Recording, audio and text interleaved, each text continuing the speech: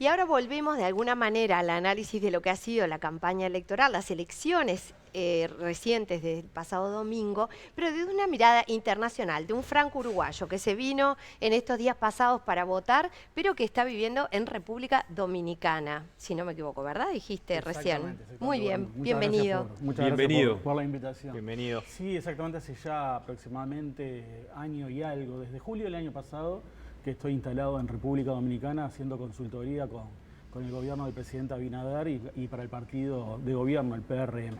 Perfecto. Marcel Lermit, porque a todo esto te presenté por todos lados y no di tu nombre. Marcel, comentanos, ¿cómo viste esta campaña y el resultado de las elecciones? Pero primero que nada, tenemos mucho para desglosar de acá. En esa comparación con lo que vos ves en el resto de la región, trabajás mucho en el Caribe, Centroamérica, pero conocés la realidad electoral de todo lo que es Latinoamérica.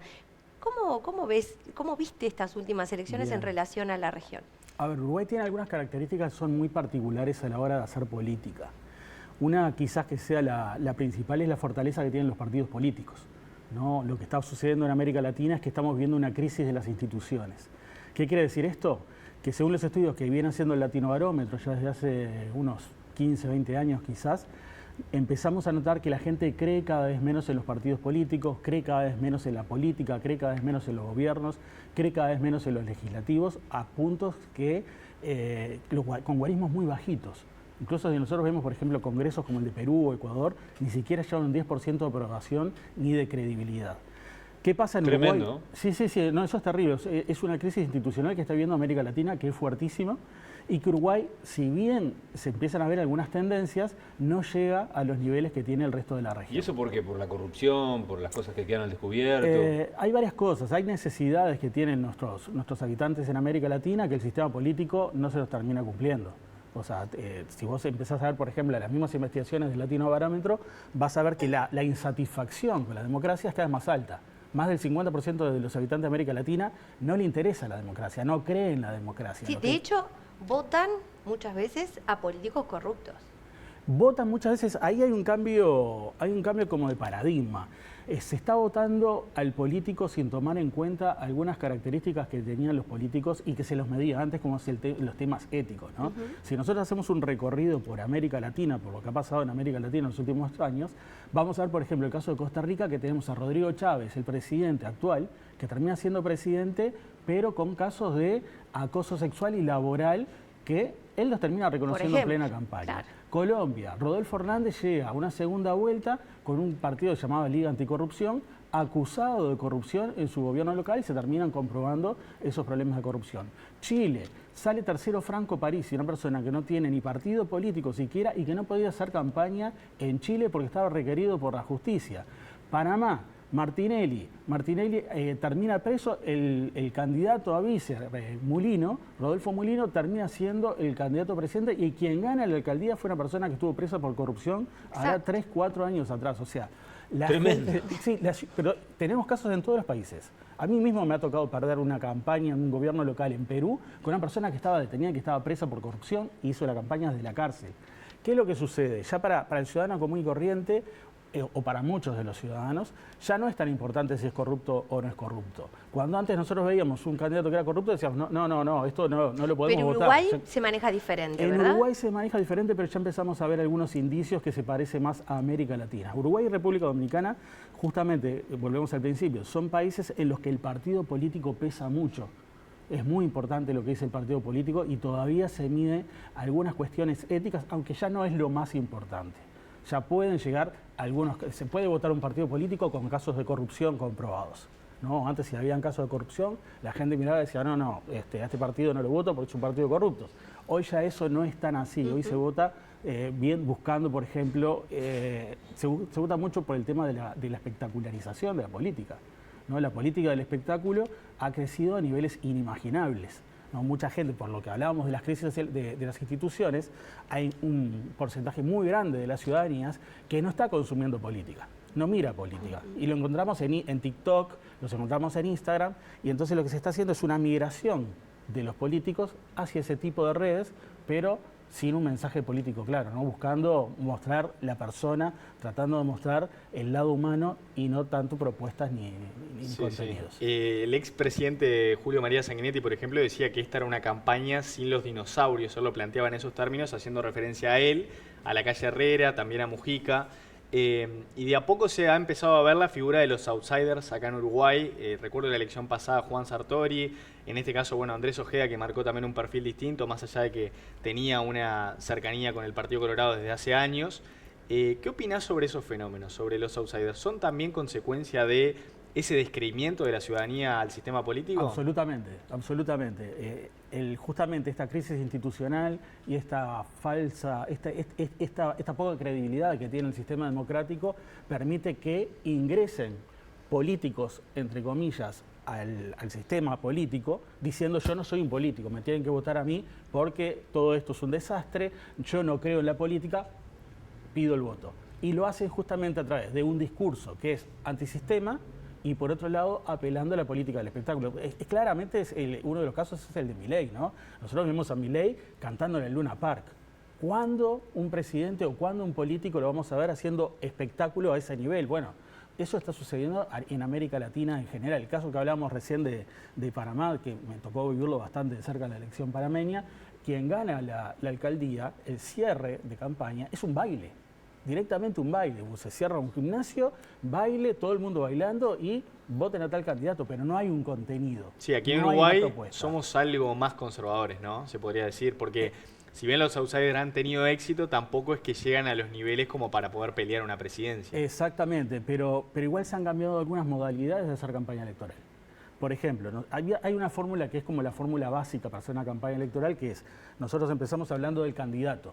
Te cuento quién es el protagonista de la historia que vas a vivir en los próximos 4 o 5 años, ¿no? Luego de yo hablarte del candidato y agotar esa etapa de que todo el mundo conozca al candidato, pasábamos a una segunda fase en donde yo te hablaba de las propuestas. Te decía, este candidato que ya conoces va a hacer esto, esto, esto y esto en el futuro y te va a mejorar la vida. Cuando terminábamos la parte de propuestas, íbamos directamente a la emoción, a tratar de emocionar a la gente, a tratar de tocarle el corazón, sin hablar de propuestas, porque las propuestas ya la gente las tenía claras. Hoy por hoy, lo que hacemos es la fase biográfica, lo que nosotros denominamos fase biográfica, la llevamos hasta el final, ¿no? Y no importa si tenemos propuestas o no tenemos propuestas. Lo que tratamos de hacer es que conozcan a la persona, que vean la persona, y solo la persona, y empieza a quedar relegadas las propuestas.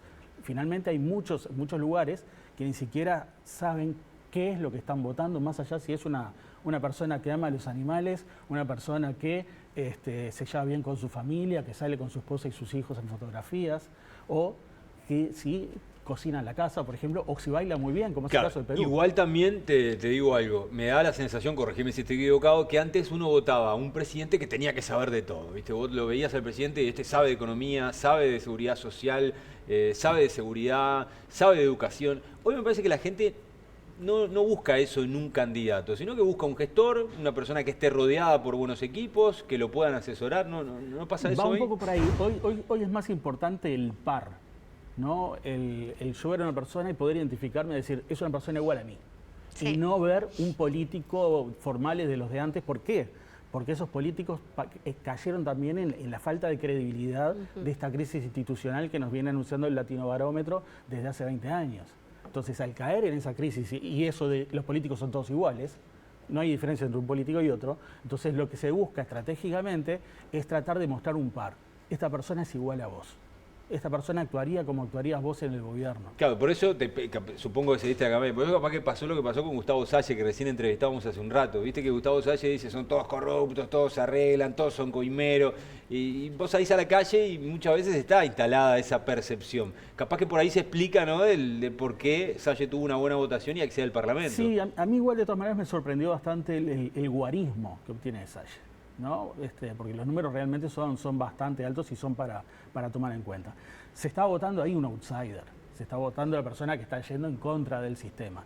Pero habitualmente este tipo de outsiders tienen que ser nuevos en América Latina, ¿no? Tienen que ser como la primera vez que llega y no lo conocemos mucho. Después que ya lo conocemos, ya el outsider empieza a quedar un poquito relegado. Y Salle es una persona que se conoce. Hace muchos años que está que está en el sistema Sí, político. es abogado, lo cual hace que tenga un montón de información que no es lo mismo que el típico outsider que viene de la música, que viene del cine, Sí, que viene, ¿no? sí, Y que de pero pronto cuidado- parece que cuidado no sabe que- nada de política. Cuidado que también apela muchísimo a la política del espectáculo. Sí, Yo no sé, creo sin que fuiste duda. tú recién o alguien le preguntó dónde estaba el megáfono.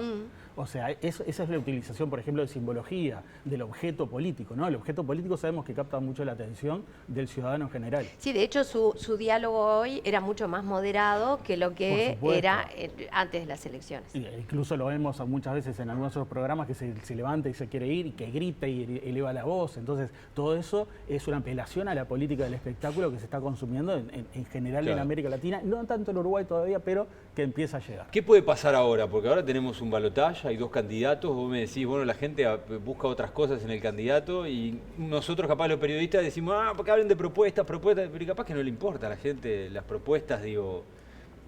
Y yo creo que va a ir por el mismo lado, ¿no? Tratar de mostrar un candidato de que logre empatizar con la ciudadanía y sobre todo con los sectores menos politizados, ¿no? Lo que sucedió, yo creo que antes de la elección, por lo que mostraban las encuestas, había una percepción, las campañas se basan en percepciones más que nada, ¿no? Había una percepción de que Yamandu Orsi y Carolina Cose eran los posibles ganadores de la elección. Esa como percepción, no más allá en base evidentemente a lo que mostraban las encuestas. Yo creo que esa percepción bajó ahora y empieza a instalarse como una especie de cabeza a cabeza, ¿no? De esta situación, este escenario es mucho más parejo. ¿Qué es lo real? Bueno, lo real es que el Frente Amplio tiene un piso de votos que es quien votó el Frente Amplio y la coalición multicolor, o mejor dicho, los candidatos del Partido Nacional tienen un piso que es los votos del Partido Nacional, ¿no? Porque los votos de la coalición, tanto Delgado como Ripoll, van a tener que salir a conquistarlos, si bien van a captar la mayoría, no tienen ese piso de votos. Entonces, hay una torta grande en disputa. Incluso están los votos de Salle, los votos de quienes votaron en blanco y de los pequeños grupos que creo que entre todos nos llegan a un 5%. Son 100.000 personas aproximadamente. Sí, son unas 100.000 personas, pero es el botín que hay que ir a buscar y que bueno, que la campaña, cómo se muestra en la campaña y entre comillas el debate, porque los debates nosotros que trabajamos en campañas electorales sabemos que no mueven mucho la aguja, pero sí generan percepciones. Eso te quería preguntar, porque si bien lo que se dice es esto, que no mueve la aguja, sabemos que en algún momento histórico movió la aguja incluso cómo iba vestido, ¿no? El candidato. ¿Qué cosas son las que te parece que son claves a la hora, vos que organizás ese tipo de instancias, a la hora de presentarse a un debate? ¿Cuáles son los elementos principales que hay que Pará, tener y en te cuenta? sumo algo, Sí. temas redes sociales también, ¿no? Porque en esta campaña hubo alguna que otra fake news, se apeló en un momento a campaña sucia, después se desestimó, en fin, sumado a eso que te consultaba Rosario, ¿qué rol juegan las redes, siendo que en algunos países han tenido importancia? Mira, nosotros hablamos cuando hacemos una campaña electoral, de que tiene que haber un relato conectado, ¿no? ¿Qué quiere decir un relato conectado? Que nosotros cuando hacemos una campaña, construimos un relato, contamos una historia, ¿no? Contamos un cuento para que se entienda y ese es el cuento que tiene las mismas características que cualquier cuento o narrativa o película que nosotros conocemos y que vemos habitualmente, ¿no? Hay un autor, Christian Salmon, que dice que nosotros ya tenemos la mente formateada por las historias y por lo tanto nosotros como estrategas Sí, apelamos aquello a del ese formato. storytelling que funciona también. Claro, es el arte de la narrativa, justamente el storytelling. Entonces, nosotros vamos a hacer una narrativa que la vamos a contar en territorio, ¿no? Pero esa misma narrativa está conectada digitalmente. Tenemos que construir exactamente la misma narrativa en lo digital. No puede haber incoherencias de un lado y otro. No es que en las redes se ganen o se pierdan las campañas, sino en la campaña conectada es donde finalmente se termina ganando o perdiendo una elección. Respecto al debate, el debate para mí se gana en el postdebate, no en el debate. Es importante, todos los detalles del debate sí son importantísimos, pero lo importante es el postdebate, ¿no? Lo que se genera a partir de que termina La el conversación que genera. Sí, nosotros manejamos una serie de técnicas que les empezamos a utilizar a partir del debate. Por ejemplo, nadie ve el debate si es una persona que está indecisa. Los indecisos no te van a ver un debate porque no les interesa la política. Entonces, ¿cómo ver un debate un indeciso?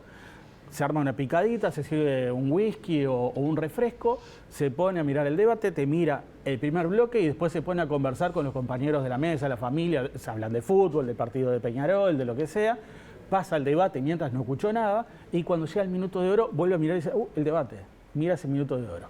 ¿no? Y nada más. ¿Qué es lo que hace el debate? Termina reforzando las creencias de los que tenemos el voto asegurado, ¿no? Yo miro un debate, yo soy de un candidato y digo, wow, mi candidato arrasó, mi candidato destrozó y por lo tanto me siento más seguro. ¿Qué hacemos en el postdebate? La mayoría de los ciudadanos que no les interesa la política para después poder conversar con sus pares no va a mirar el debate. Lo que va a hacer es va a ir a YouTube y va a mirar un resumen de 2 minutitos, de 3 minutitos, y después voy a ir y decir, che, mirá, vi el debate, obvio que vi el debate y te lo comento, pero en base a los 3 minutos que vi. Lo que se hace habitualmente, lo que hacemos nosotros es dejar preparados esos 3 minutos y colgarlo en YouTube y hacer que eso se viralice para generar percepción. Vamos a buscar a nuestro candidato a la salida de los canales de televisión con una horda de gente ya preparada, banderas, fuegos artificiales, lo que quiera, y vamos generando percepción. Entonces, con una serie de iniciativas que hacemos, generamos la percepción de triunfo. De triunfo. ¿No? Eso es lo que buscamos en el debate. Pero después no mueve tanto la aguja, más allá que sí sucedió en una investigación que nosotros conseguimos en el debate de Massa-Milei. Los votantes de Milei por primera vez reconocían de que Milei había perdido el debate. Pero decían, no importa, yo le voy a votar igual porque que mi candidato no sepa determinados temas lo convierte en alguien que es similar a mí, que yo no sé de muchas cosas. Entonces, eso es la primera vez que lo vimos. Bueno, Marcel, muchísimas gracias por esta conversación. Ha sido un placer haberte invitado. Y bueno, la seguimos en cualquier momento. ¿Cómo te vas? Me voy el 18, 19, por ahí. Bueno, así que capaz que en cualquier momento te invitamos de vuelta y la seguimos. Interesante charla. Muchísimas gracias por el Muchas espacio. gracias. Bueno.